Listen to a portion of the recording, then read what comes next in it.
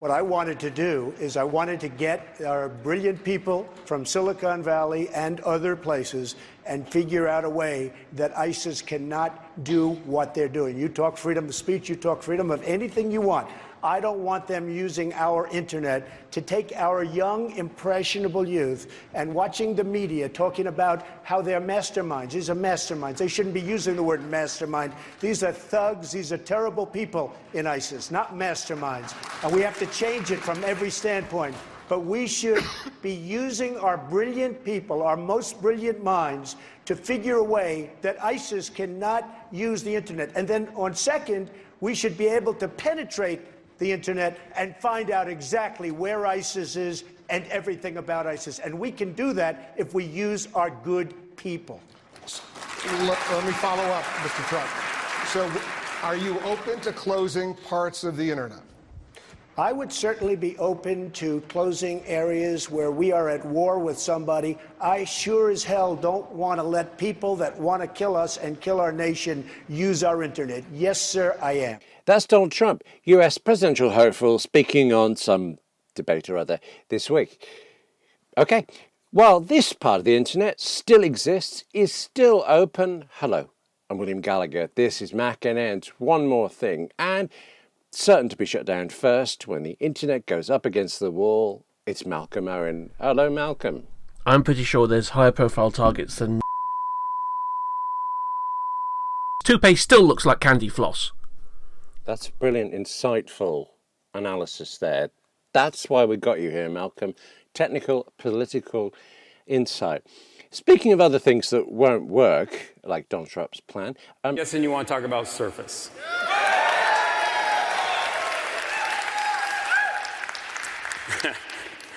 So do I. There is Microsoft Surface, which has some unexpected problems this week. I have some information about this, completely useless. I've used one of those. Surface used to be the entire table size thing. That's what the name was used for, and then they borrowed it for the wee little things.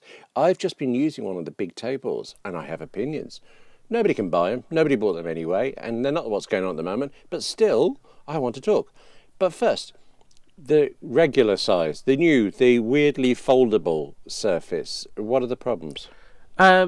Mostly they're just software problems. Oh, you mean it doesn't run OS 10? Doesn't run iOS 9? Wow. How do they get by? The problems that they've had problems since the launch of the Surface Pro 4 and the Surface Book in October. So for the last 2 months or so, users have found that even in sleep mode, the Surface is still using a lot of power. One user said that they found battery charge had gone from completely full to about 72%, so a loss of 28% of their battery life over just 3 hours, just from being sat in a laptop bag in, quote, sleep mode, which doesn't really sound like sleep mode, more sleepwalking mode. I'm not surprised. I mean, hardware's difficult, and when you put it out to millions of people, or at least dozens, how many have bought this, you're going to find some things. But I know they're issuing software fixes, but there's things like this that they sound to me like hardware. Can you actually expect everything to get better when you've downloaded the latest, I don't know, Windows patch or whatever it is? Well, so far the problems have all been software related. The previous emergency that happened was one that involved flickering displays. A firmware update shortly after the launch caused a fair number of Surface Books to have issues with relating to drivers, and it caused the screen to flicker and a few other things. The update in November seemed to have fixed that for the most part, but the Surface 4 and the Surface Book are still having these power issues, and unlike the update that happened in November to solve the flickering issue, it doesn't look like Microsoft's going to be able to fix it this side of the new year. Right. I mean, again, I understand it's a difficult thing to do. I'm just genuinely fascinated.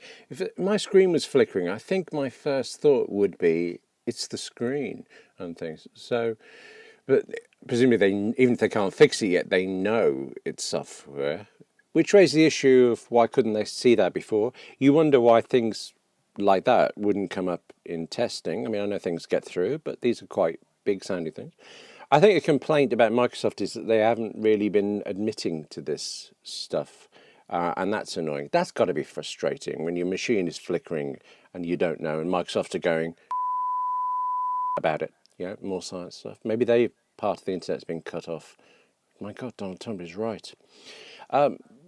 So you have to wait till after Christmas. Does this mean if somebody wanted to buy one now for Christmas, it might not be worth their time? It's just more trouble than it's going to be worth to them? I don't think it's going to be that much of a problem.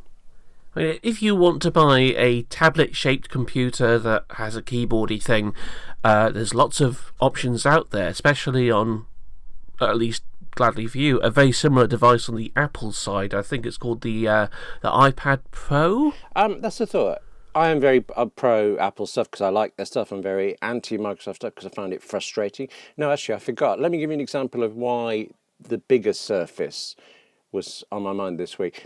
I don't actually know what they call them anymore. I've always really liked the idea of this whole table-style touch-sensitive thing that the Surface really was originally.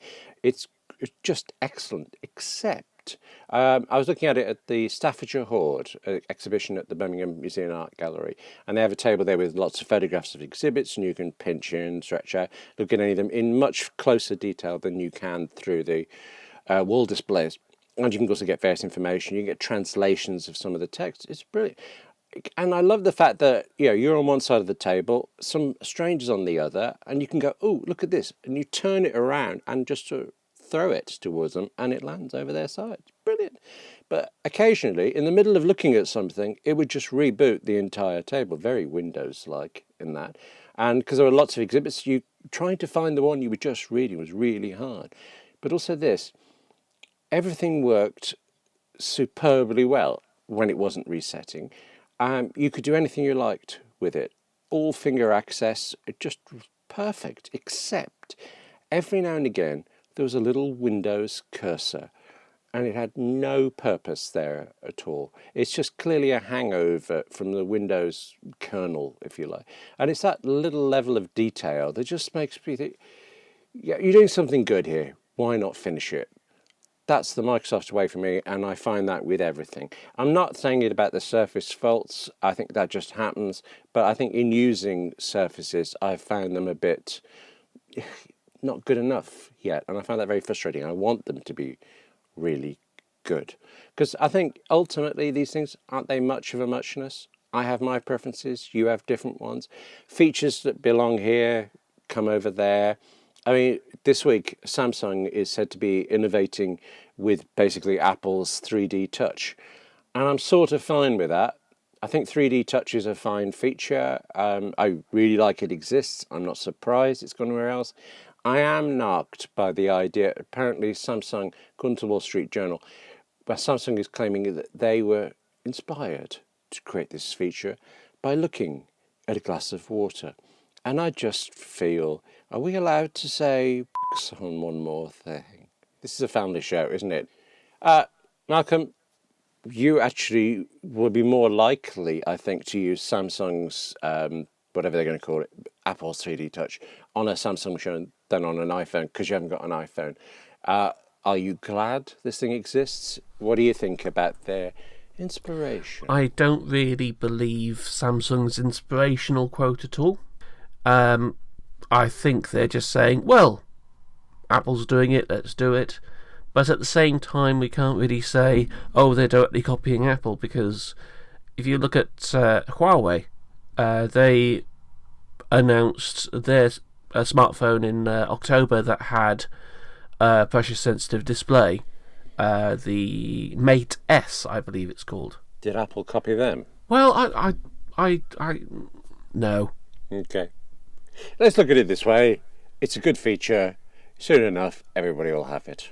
Yeah. Just so long as people remember that they cannot use it as a proper weighing scale. Ouch. Really? Do people try that? Well, bearing in mind there's all the kerfuffle from a while back of people using spoons and making it into a very low weight weighing scale, and Apple basically saying, no, we're not allowing apps like that on there because well, we're not allowing apps on there, but in reality it's more a case of their lawyers saying we're not allowing those sorts of apps on there because we know full well some idiot will put their iPhone on the floor, step in it and say, oh, the iPhone's broken, it's supposed to tell me how heavy I am.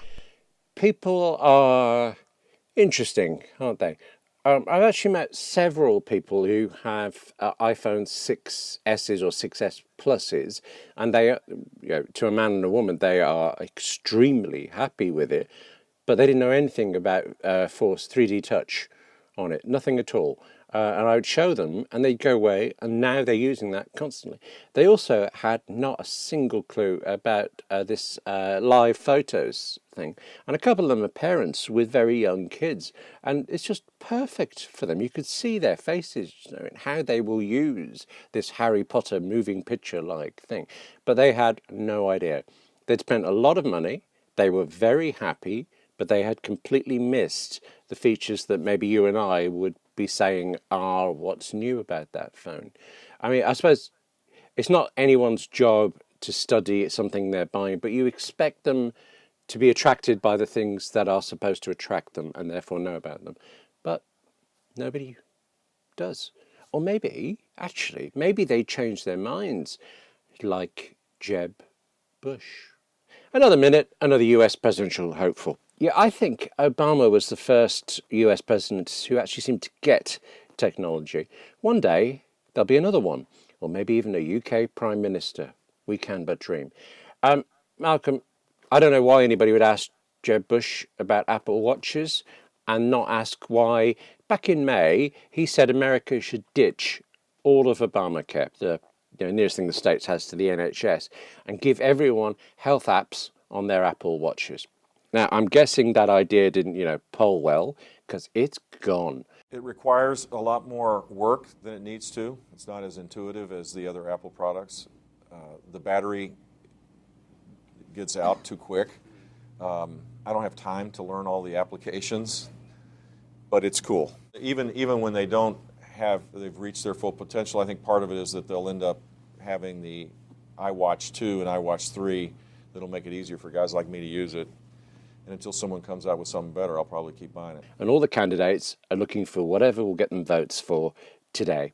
And for some reason, someone decided to ask Jeb, what apps have you got on your Apple Watch? CBS Sportsline for my fantasy football team, the AP application in honor of the guy that I actually do like who travels with us, Kayak to make sure that my scheduler is making the proper travel arrangements on my flights, because sometimes I challenge that. I want to get home as quick as possible. Kindle, Wall Street Journal. I got about 40 of them on my phone, and I use them quite a lot. Do you take a lead from US presidential technology reviewers and app selectors, Malcolm? No. Okay. Is it swaying which way you'll vote? What, in the US presidential elections, something that we have, as British people, literally nothing to do with? No, not literally, actually nothing to do with. We have literally actually no influence or control whatsoever, so sometimes that feels very much like voting in the UK election. But it's interesting that whoever runs America, whoever is the leader of the free world, radically affects everywhere in the free world. So we should have a little bit of a say. And I tell you, I lean to the Apple Watch. No, I don't. We've only got until Tuesday, November the 8th, 2016, for all this to be over, and probably a few days later for it to all begin again. But actually, I didn't plan this, but thinking of things being over, I realised it's curtains this week, apparently, for Topsy. Apple bought Topsy for some vast amount of money, and now they're closing it down. Truly, I have not one pixel of a clue what Topsy is. Malcolm, do you know? Basically, think of it as a very hyper search of human thought at a very, very quick rate of time. Human thought? Basically, they looked at Twitter and went, what are people thinking about and talking about on Twitter? Oh, they're talking about this. Hey, you lot, they're talking about this. So they switched on the bit that lists the trending and sorted into most trending, Okay, how much did Apple pay for this? Do we know? Something like 200 and something $million. Okay, but you convert that to pounds and it's not as much, is it? So maybe that makes some sense. Okay, I presume it's useful, or it wouldn't have been bought, but not so useful that I'd heard of it. I'm kind of tempted to try it now, and presumably I can't. Has Apple absorbed this, or just, I don't know, given it up? It's probable that they've bought the technology behind it into Siri or some other product they've already got. So they're probably going to be reusing that technology, and they're probably going to be moving all the stuff that they acquired at the same time into other parts of the great Apple empire. So you're going to see some aspects of it still usable, and you're still going to see the effects of it. But then again, it wasn't really that hugely effective for Apple in the first place. So you think, well, I'm sure you're right, it will appear in the great Apple empire. How long before it then appears in the great Samsung empire? Well, considering that, I've got no idea. We've been talking quite a lot on Mackinnon recently about products. I don't know why, we never do that normally, but this time of year it's kind of come up a bit. We've all been working on different gift guides, and actually I've been reading yours, and I haven't bought anything yet for myself, but I have dropped hints to people at various things you've been recommending. Can we put this aside for a moment? We're at the stage where Christmas is within sight. You've booked presents for everybody else, hopefully, possibly, but now, come on, for yourself. I'd like us to pick a Christmas thingy of the week that we would buy ourselves. Have you got anything, or are you in fact perfectly serene and happy with, cup of cocoa, Radio 4, feet up? Well, technically speaking, I've already done this to myself a couple of weeks ago during the Black Friday Cyber Monday thing. I went off and bought a PlayStation 4. But if I were to want to buy something for myself now, weirdly it's going to be connected to the PlayStation 4. But probably not what you think. I'm so ignorant of games, I am actually blank here. I'm not thinking of anything. Oh, is it a Sudoku game? No, it's not even a game.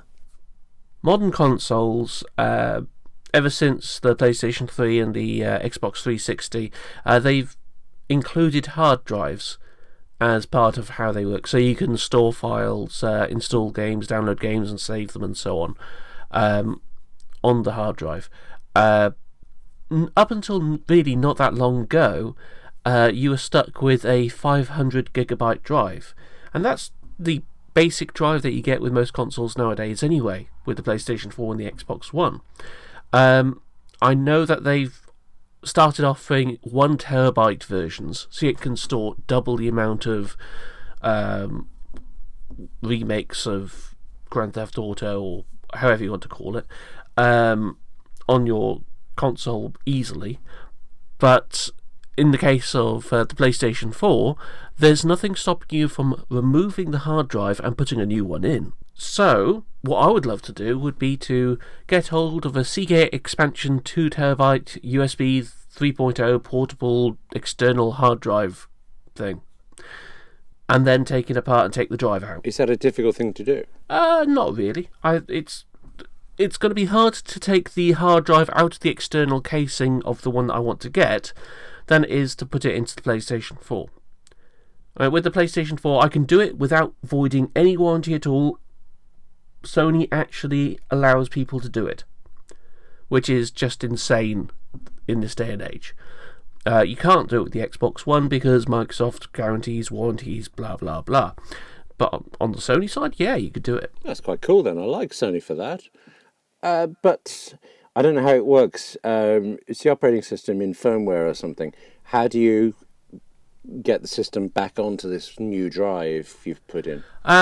Generally speaking, from the instructions that I've read, it's basically you plug the drive in, you have to get something from USB and sorry, on a USB stick from Sony's website, install that onto the drive, and then it'll recognise the drive properly, and then it'll act as a huge drive, and you can download things to it again.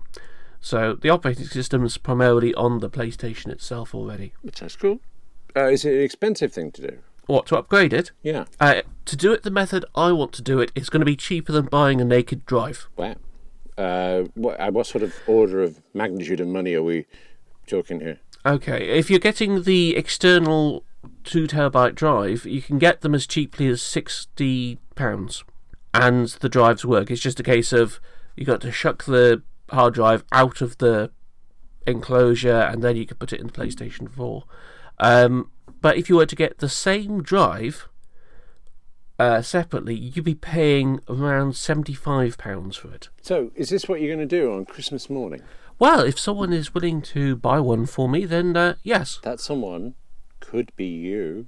No, it won't be me. Okay. Well, funny enough, my Christmas thingy of the week, the thing I would buy for someone else, this isn't entirely true. I'm being slightly deliberately delusional here. I am regarding my Christmas thingy of the week as having been a present from Barclays Bank and their lovely 0% finance thing. Don't press on that. It's how I'm justifying it to myself, because I've got an iPad Pro. With its scale, with the way you use it, iPad has always been uniquely immersive. To amplify this, to put it on a much larger scale, we designed iPad Pro. It begins with a 12.9-inch Retina display on an iPad that remains remarkably thin and light. With 78% more screen area, iPad Pro not only transforms your viewing experience, it enables new ways of creating and sharing. 128 gigabyte space grey iPad Pro. Ooh, that's my review so far. Ooh. The iPad Pro, you know the big difference is that it's a larger screen surface. And I actually tried it before I got one. It is big. It's just somehow, when you're actually then properly working on it, when you're trying to do things, it honestly doesn't start to seem normal. It just continues to seem very big.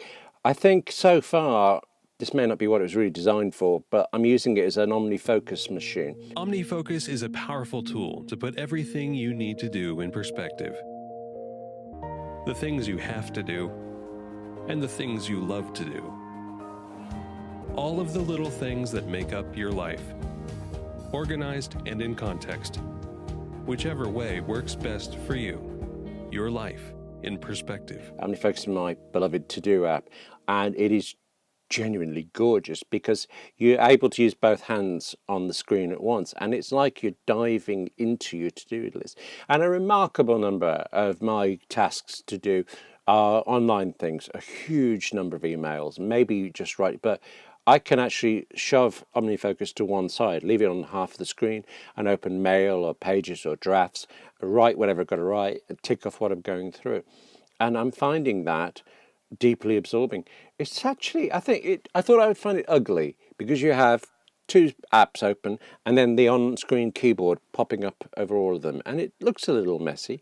And sometimes with things like with Reader, you trying to get rid of the keyboard, it'll start trying to give you options because you're just not quite hitting the button you want. It's too near the keys. It's not very, very smooth yet, but it is astonishing me how fast this machine is and how much I am using the on-screen keyboard. I'm trying out the Logitech Create keyboard mostly as a protective case because I don't like carrying this around, and I've just been on a London trip with it. The idea of it bare in my bag just made me shocked. So I put the case, and on the train I did use the keyboard.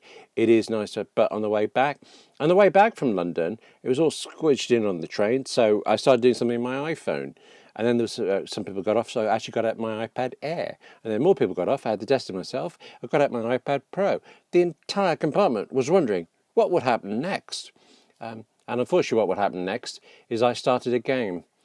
There's a game Angela loves called Ticket to Ride, this board game thing about railroads and the Old West and things.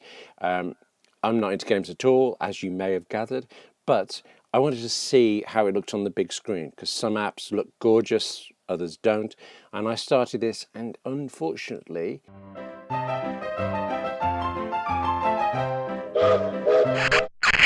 it comes with a plinky ponky piano music. It's quite nice, actually, when I hear it floating across the living room from Angela's iPhone. But when it's on 4 iPad Pro speakers, the entire train heard this, and it was a little embarrassing. You were playing a game about trains on a train. It was. I didn't think about that.